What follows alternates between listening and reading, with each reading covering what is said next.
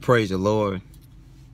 Happy Sunday. Happy every day. I was just coming out of Walgreens and ran into one of the local pastors here and his wife. They've been married, I think he said 57 years. I think he's 82, 83. And we were talking about marriage and relationships, and they are a trip. I'm not going to say the names because I don't want to. I haven't asked your permission to say the name for one, but yeah, I think they said they've been married 57 years, and I've been knowing the two of them for almost 18 years.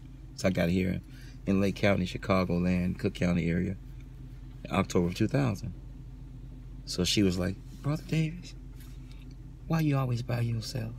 Brother Davis, every time I see you, you all by yourself. Brother Davis, I see you everywhere. You always by yourself." I said, "Well, man, I'm not alone. I mean, I'm just..." And so we were talking, you know, me and herself and Pastor.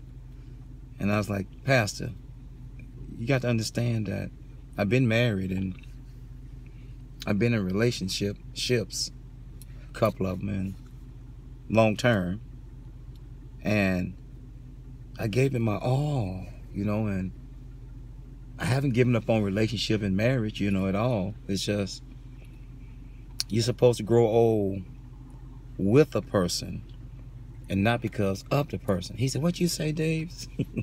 I said, "You're supposed to grow old with the person. You're not supposed to grow old and white-headed or silver-headed or whatever because of the person. Some gray hair I've earned and some gray hair I've given. So I'm not looking for a squaw or a slave or a sex object or a robot or a Stepford wife or anything like that.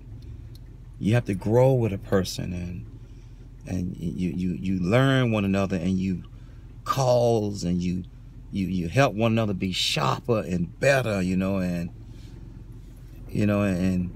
I just don't believe in just hopping around and being with somebody because, you know, opposites attract, you know, or because they are attracted to you and you attracted to them.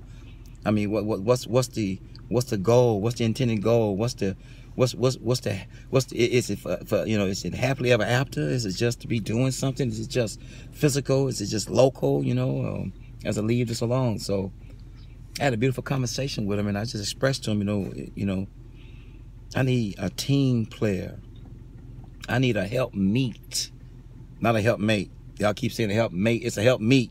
That woman or that man or that husband or that wife should help you meet God on the level or terms that you can't meet God on.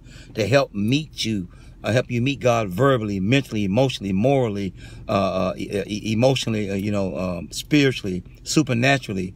Help you meet God on the level and terms that you don't know nothing about God at. You know, that's what a help meet is.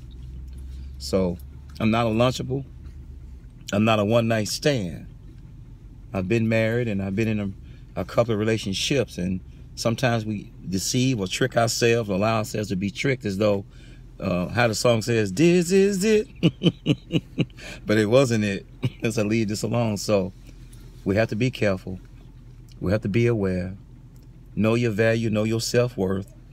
Don't just settle for just anybody or any old thing, and don't throw love around like a pair of old shoes or a pair of pajamas or a shirt or a hoodie or something you wear around the house. We have to be aware and be aware of our own self-value and self-worth. So I'm okay, I'm fine. Please, I tell people I'm on the layaway of God. You can't pass yourself around like a cigarette. You can't pass yourself around like some hussy or some floozy. You just can't do that. As I leave this alone. God bless you and God keep you. Know your value. Know your self-worth. And God have you on layaway. Wait for God to take you off layaway. And then and only then, maybe, you'll live happily ever after. Peace. One.